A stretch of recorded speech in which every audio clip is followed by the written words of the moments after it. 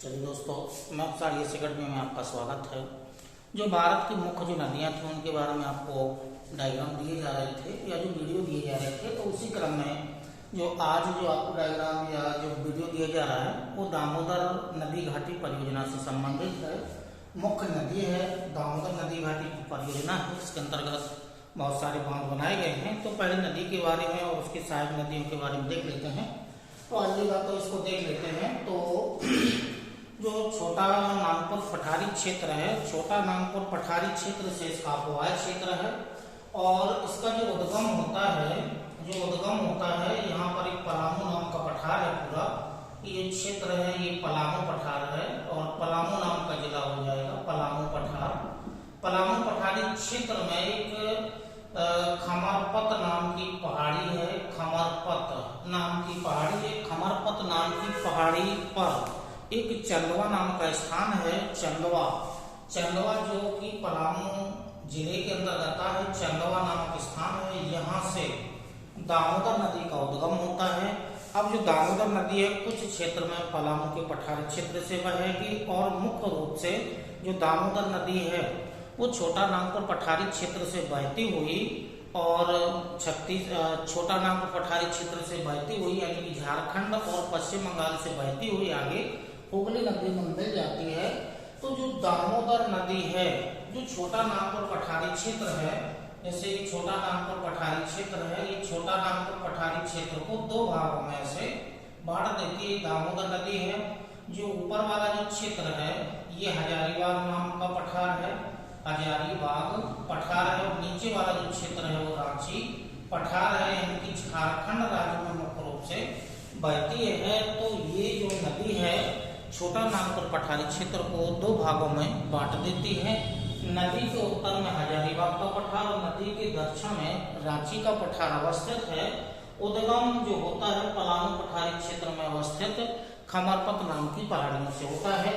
अब ये नदी झारखंड राज्य में बहती हुई और आगे जाकर के पश्चिम बंगाल में बहती हुई ये जो शाखा आई है, ये जो शाखा है ये हुगली नाम की नदी है। हुगली, ये हुगली नदी है। हुगली नदी में जाकर के दामोदर नदी मिल जाती है।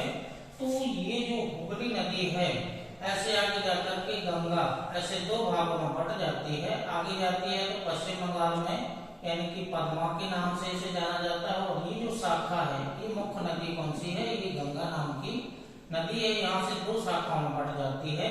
आगे जाकर के जो पद्मा नाम की नदी है वो ब्रह्मपुत्र नदी में आगे जाकर के मिल जाती है बांग्लादेश में और एक शाखा चली जाती है ये पश्चिम बंगाल से होते हुए डेल्टा बनाती हुई और ये बंगाल की खाड़ी, ये जो डेल्टा बनाती हुई ये बंगाल की खाड़ी में जाकर के गिर जाती है।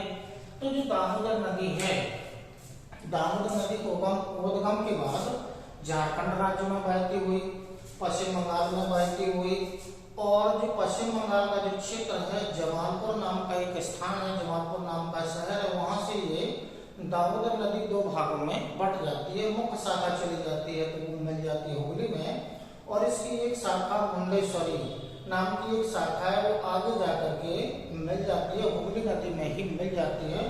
अब जो इसकी मुख्य सहायक नदियां हैं, ठीक है, जो इसकी मुख्य सहायक नदियां हैं इसी पलामू पठारी क्षेत्र से एक नदी निकलती है। ये वाली जो नदी आ रही है, ये वाली जो नदी आ रही है इसका नाम है कोनार। कोनार नाम की नदी है। इसी नदी पर एक कोनार नाम का एक बांध बनाया गया है जो दामोदर नदी घाटी परियोजना के अंतर्गत आएगा। अगली वाली जो नदी है ये जमुनिया नाम की नदी है जो उत्तर से आकर के मिलने वाली तीन प्रमुख नदियां हैं। पहली कोनार नदी, फिर जमुनिया नाम की नदी। अगली जो उसकी सबसे लंबी सहायक नदी है ये है बराकर, मुख्य नदी है। बराकर नाम की नदी है, मुख्य नदी है, उत्तर से आकर के इसमें मिल जाती है। अब नीचे दक्षिण से जाने वाली जो नदियां हैं उसमें एक नदी है मुख्य रूप से जो दक्षिणी भाग से होकर के जाती है, साली नाम की एक नदी है जो दामोदर नदी में जाकर के मिल जाती है। अब यहाँ से जो मुंडेश्वरी नाम की जो शाखा है इसमें द्वारकेश्वर और सलावटी ये दोनों नदियां पहले संगम बनाती हैं। दोनों नदियां आगे जाकर के ये जो मुंडेश्वरी नाम की में जाकर के मिल जाती है, जो कि दामोदर की एक शाखा है मुंडेश्वरी। अब ये तीनों नदियां आगे जाकर के ये जो रूपनारायण नाम की नदी बनाती हैं, ये जो शाखा है जो हुगली में मिल रही है, ये रूपनारायण नाम की नदी शाखा बना लेती है, हुगली में रूपनारायण के नाम से मिल जाती हैं। और दामोदर की ये सहायक नदियां नहीं हैं, लेकिन हुगली में जाकर के मिलती हैं। एक कंसावती नाम की नदी है और दूसरी कसाई नाम की नदी है। दोनों नदियां आगे पहले संगम बनाती हैं और फिर हल्दी के नाम से, ये हल्दी नाम की नदी बन जाती है, हल्दी के नाम से हुगली में मिल जाती है। दामोदर की ये सहायक नहीं है। अब ये जो मुख्य नदियां हैं, ये दामोदर के ऊपर से आने वाली, उत्तर से आने वाली नदियां हैं, दक्षिण से जाकर के एक ही नदी मिलती है जिसका नाम है सागी नाम की नदी है। तो ये जो हुगली नाम की नदी है, हुगली में जाकर के दामोदर नदी मिलती है, लेकिन इसी क्षेत्र में दामोदर नदी के मिलने से पहले यहाँ एक छोटी सी नदी है जिसका नाम है अजय नाम की नदी है, वो स्वतंत्र रूप से हुगली नदी में ही मिलती है। तो ये दामोदर नदी घाटी के अंतर्गत जो इसकी मुख्य सहायक नदियां हैं, ये डायग्राम से आपको दिखा दिया गया है। दामोदर नदी के अपवाह क्षेत्र में कुछ शहर तो झारखंड के हैं, कुछ शहर पश्चिम बंगाल के हैं। तो जो कोनार नाम की नदी है, इस कोनार नदी के तट पर झारखंड का प्रसिद्ध शहर है बोकारो। ये बोकारो नाम का शहर इस नदी के तट पर अवस्थित है। जमुनिया और बराकर नदी के अपवाह क्षेत्र में बीच में एक शहर झारखंड का है जिसका नाम है धनबाद। ये जो दोनों शहर हैं, बोकारो और धनबाद, जो शहर है बोकारो तो कोनार नदी के तट पर ही अवस्थित है, धनबाद जमुनिया बराकर नदी के अपवाह क्षेत्र में है। दोनों शहर झारखंड के हैं। अब आइएगा, इसके बाद नदी पश्चिम बंगाल वाले क्षेत्र में जाएगी। तो पश्चिम बंगाल के इस नदी के अपवाह क्षेत्र में कुछ शहर हैं और औद्योगिक शहर है। यहाँ पर बड़े बड़े उद्योग लगाए गए हैं, इस्पात कारखाने लगाए गए हैं। जो पहला शहर है ये आसनसोल है, आसनसोल नाम का शहर है। उसके बाद आगे जाएंगे तो ये वाला जो शहर है दुर्गापुर है, यहाँ पर लोह इस्पात कारखाना लगाए गए। आगे वाला जो शहर है पश्चिम बंगाल का है, ये वर्धमान नाम का शहर है, वर्धमान नाम का शहर है। तो इस नदी के अपवाह क्षेत्र में पश्चिम बंगाल और झारखंड के प्रमुख शहर अवस्थित हैं। तो ये दामोदर नदी घाटी परियोजना के अंतर्गत आने वाली प्रमुख नदियां हैं। अब यहाँ से आइएगा, तो ये जो नदी है, इस नदी का जो अपवाह क्षेत्र है, अपवाह क्षेत्र तो दो ही राज्य में है। पहले तो इसकी कुल लंबाई देख लीजिएगा। इस नदी की जो लंबाई है वो 592 किलोमीटर है। लगभग आधे राज्य दो ही है, एक तो झारखंड है, झारखंड राज्य में बहती है, और दूसरा जो पश्चिम बंगाल नाम का जो राज्य है इसमें बहती है पश्चिम बंगाल। दो ही राज्यों में इसका अपवाह क्षेत्र है। लगभग 250 किलोमीटर की लंबाई, मतलब आधी लंबाई दोनों राज्यों में बहती, दोनों राज्यों से होकर के बहती है। अब जो मुख्य नदी है, ये जो मुख्य नदी है, इस नदी के अपवाह क्षेत्र में चूंकि गोंडवाना संरचना कोयला उत्पादन की दृष्टि से महत्वपूर्ण है, तो ये जो नदी बहती है वो गोंडवाना संरचना से होकर के बहती है, गोंडवाना संरचना से होकर के बहती है।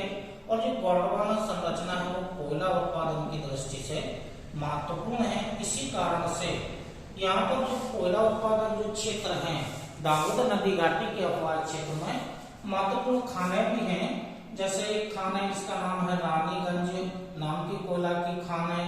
एक जो खान है वो झारखंड में है, झरिया नाम की खान है, उच्च किस्म के कोयला के लिए है। और एक खान और गिरिडीह क्षेत्र में है, गिरिडीह। तो ये जो तीन प्रमुख क्षेत्र हैं कोयला उत्पादक, तीनों खानों वाले क्षेत्र हैं, रानीगंज और झरिया भारत में उच्च किस्म के कोयला उत्पादन के लिए महत्वपूर्ण है दोनों खाने। तो ये गोंडवाना संरचना से होकर के बहती है, 592 किलोमीटर की लंबाई में बहती है। अब इस नदी का जो अपवाह क्षेत्र है वो दो ही राज्यों में है, झारखंड और पश्चिम बंगाल। तो जो इस नदी जो दामोदर नदी घाटी है, दामोदर नदी घाटी, दामोदर नदी घाटी परियोजना है। इसकी जो शुरुआत हुई थी वो 1948 में ये परियोजना का काम शुरू हो गया था 1948 में।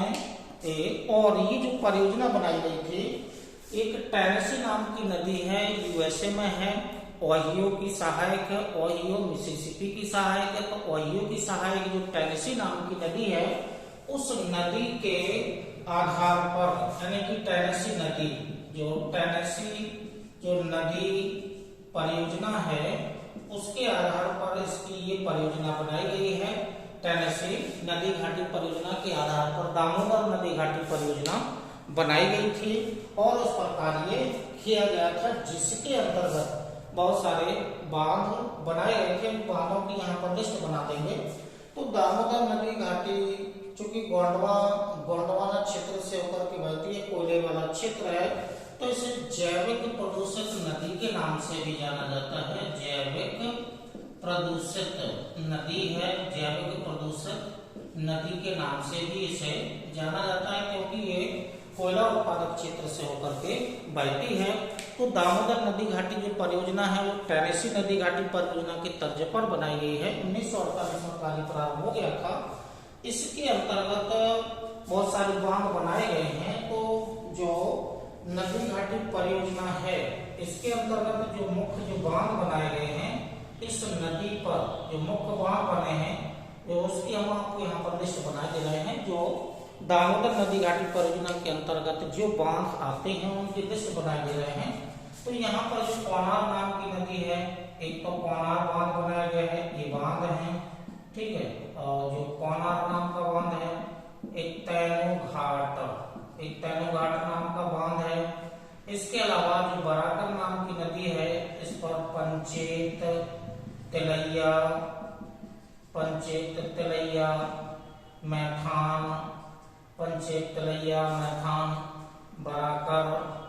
बराकर बांध बनाया गया है। उसके अलावा बर्मी बांध है, बाल पहाड़ी बांध है। तो ये जो कुछ बांध बनाए गए हैं, कोनार, तैनो घाट, पंचेत, तिलैया, मैथान, बराकर, बर्मी, बाल पहाड़ी, ये जो बांध आते हैं, ये सभी बांध दामोदर नदी घाटी परियोजना के अंतर्गत आते हैं। चूंकि ये जो नदी है, इसकी जो सहायक नदियां हैं, एकत्रित जल को एकत्रित करके पश्चिम बंगाल में ये बाढ़ लाती हैं। तो इस कारण से इसे पश्चिम बंगाल का शोक भी इसे कहा जाता है। तो पश्चिम बंगाल का शोक भी इसे कहा जाता है। तो दामोदर नदी को पश्चिम बंगाल का शोक भी कहा जाता है, क्योंकि बरसात के समय में अत्यधिक मात्रा में जल एकत्रित कर देती हैं ये पश्चिम बंगाल वाले क्षेत्र में। तो दामोदर और उसकी सहायक नदियों के द्वारा एकत्रित जल कर दिया जाता है। इस कारण से बाढ़ आती है। बाढ़ आने के कारण इसे पश्चिम बंगाल का शोक कहा जाता है। जैविक प्रदूषित नदी है, कुल लंबाई 592 किलोमीटर है, गोंडवाना क्षेत्र से होकर के बहती है। तो जो ये आज जो आपको वीडियो दिया गया है, दामोदर नदी घाटी परियोजना से संबंधित आज आपको वीडियो दिया गया है। इसी क्रम में आगे भी आपको नदियों के बारे में, जो मुख्य नदियां हैं, मुख्य नदियां अभी हम छोड़ रहे हैं, छोटी छोटी नदियों के बारे में ही अभी आपको वीडियो दिए जा रहे हैं। तो इसी क्रम में आगे आपको वीडियो दिए जाते रहेंगे। तब तक के लिए नमस्कार, धन्यवाद, जय हिंद।